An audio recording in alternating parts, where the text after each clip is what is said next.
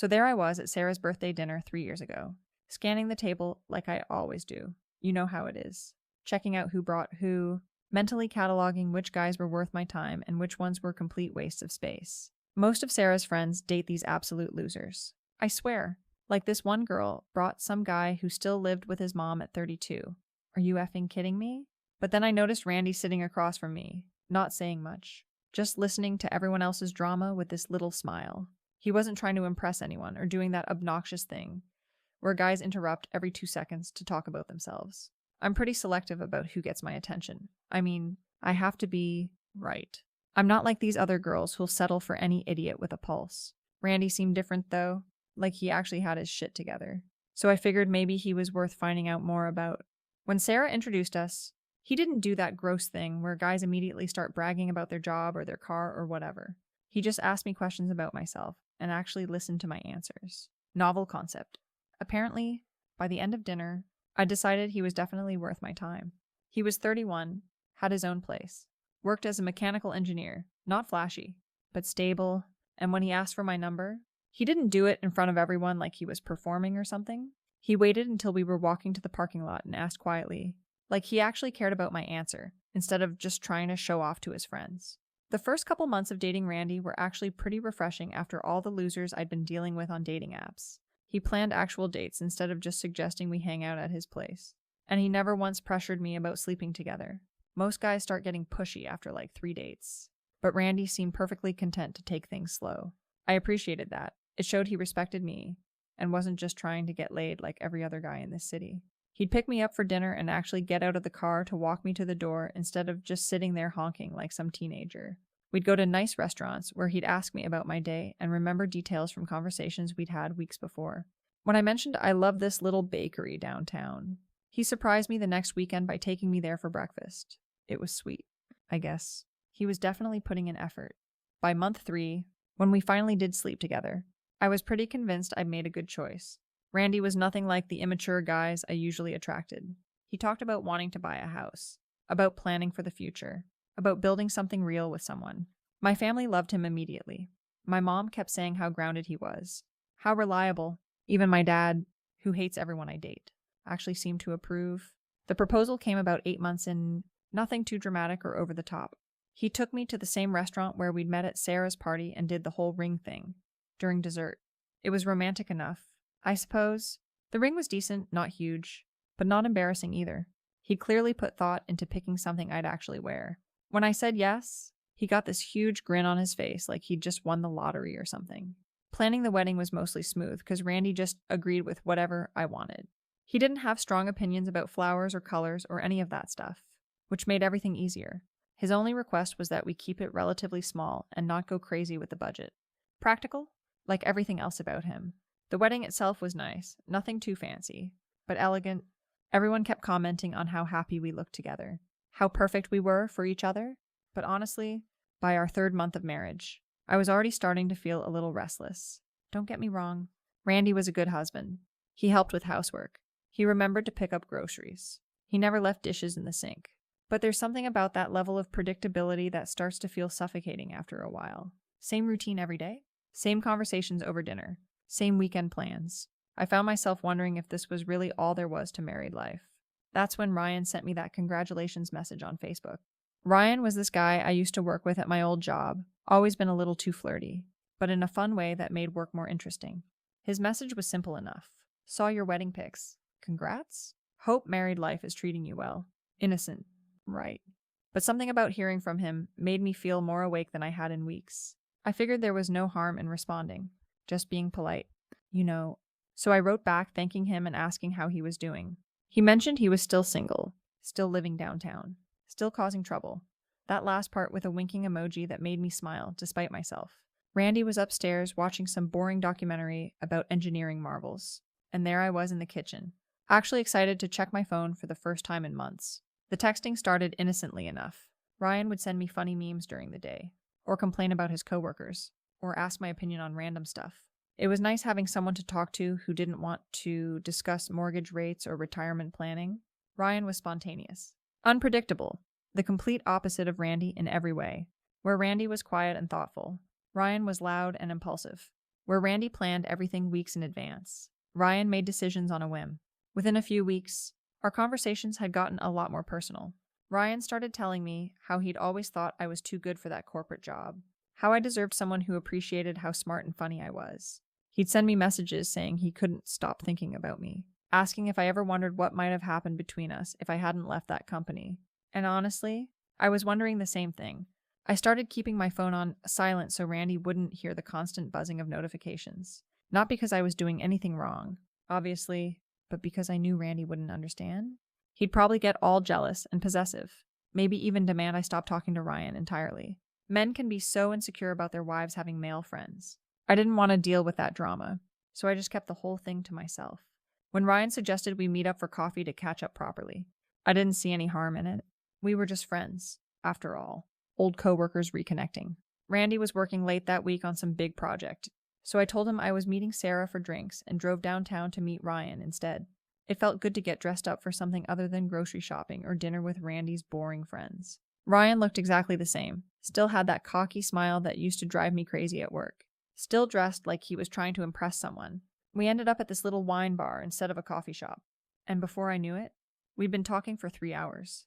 He kept complimenting me, telling me how marriage suited me, how lucky Randy was. But then he'd lean in close and say things like, I hope he knows what he's got, in this way that made it clear he was talking about more than just friendship. By the time we left the wine bar, I was feeling more alive than I had in months. Ryan walked me to my car, and when he hugged me goodbye, he held on just a little too long. Long enough for me to remember what it felt like to have someone look at me like they actually wanted me, not just appreciated having me around to split the mortgage payment. That night, lying in bed next to Randy while he snored softly, I couldn't stop thinking about how different I'd felt with Ryan. How exciting it was to talk to someone who didn't already know all my stories, who looked at me like I was still mysterious and interesting instead of just familiar. Randy rolled over in his sleep and put his arm around me, and instead of feeling comforted, I felt trapped. The next time Ryan texted asking to meet up, I said yes without even hesitating. This time he suggested his apartment, said he'd cook dinner, that it would be more private so we could really catch up without interruption. I knew exactly what that meant, and I went anyway. I told Randy I had to work late on a project, turned my phone on silent, and drove straight to Ryan's place. What happened that night was inevitable. I think all that tension that had been building up through weeks of texting and flirting finally had somewhere to go. Ryan made me feel wanted in a way I'd forgotten was possible. With Randy, sex had become routine, scheduled, predictable, efficient. With Ryan, it was passionate and spontaneous and exciting. I felt like myself again instead of just somebody's wife. I should probably feel worse about it than I do. But honestly, Randy and I were practically roommates by that point anyway. We barely talked about anything meaningful anymore. Our conversations revolved around bills and schedules and whose turn it was to take out the trash. When was the last time Randy had looked at me the way Ryan did? When was the last time he'd made me feel like I was more than just a convenient domestic partner? Meeting up with Ryan became a regular thing, maybe twice a week. Sometimes more if Randy was working late or traveling for business. I got good at covering my tracks. I'd tell Randy I was running errands, or meeting friends, or staying late at work. He never questioned it because he trusted me completely, which honestly just made it easier. If he'd been paying better attention to his wife, maybe he would have noticed something was off.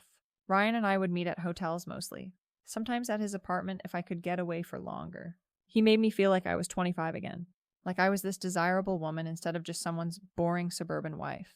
We'd spend hours talking about everything Randy and I never discussed: art, music, philosophy, dreams. Ryan had traveled all over Europe, had lived in 3 different cities, had actually experienced life instead of just planning for it like Randy did with his spreadsheets and his 5-year goals. The thing is, I didn't even respect Ryan that much as a person.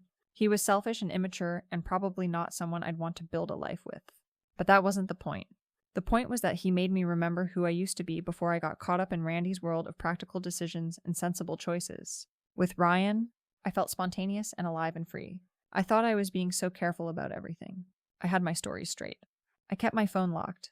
I made sure there were never any obvious signs. Randy continued his predictable routine: work, gym, home, dinner, TV, bed, completely oblivious to what was happening right under his nose. Sometimes I wondered if he'd even notice if I disappeared for a whole weekend.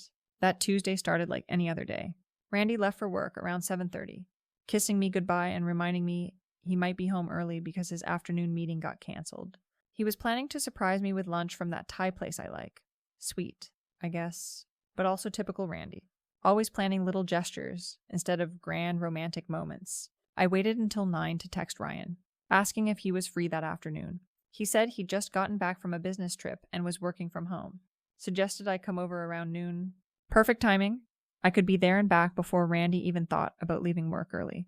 I told Randy I had errands to run and some returns to make at the mall.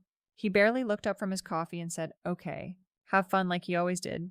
Ryan's apartment was in this trendy part of downtown that Randy always said was overpriced and impractical. Too much noise. Too much traffic. Too expensive for what you get. But I loved the energy there. People actually lived interesting lives instead of just existing in suburban monotony. Ryan had been cooking when I arrived. Some complicated pasta dish that smelled incredible. He'd bought wine, lit candles, made an actual effort. We spent the afternoon in his bed, and for those few hours I forgot all about Randy and his practical concerns and his sensible plans for our sensible future. Ryan made me feel beautiful and wanted and alive. When he looked at me, I could see desire in his eyes instead of just comfortable familiarity. This was what I'd been missing. Passion, excitement, the feeling that someone couldn't get enough of me. I should have left by 3 to be safe, but Ryan convinced me to stay for another glass of wine. Then another. Time just disappeared when I was with him, which never happened with Randy. With Randy, I was always aware of schedules and obligations and what needed to be done next. With Ryan, I could just exist in the moment. Meanwhile, Randy had finished his morning meetings early and decided to surprise me with that lunch after all. He stopped at the Thai restaurant, got my usual order, and headed home expecting to find me there.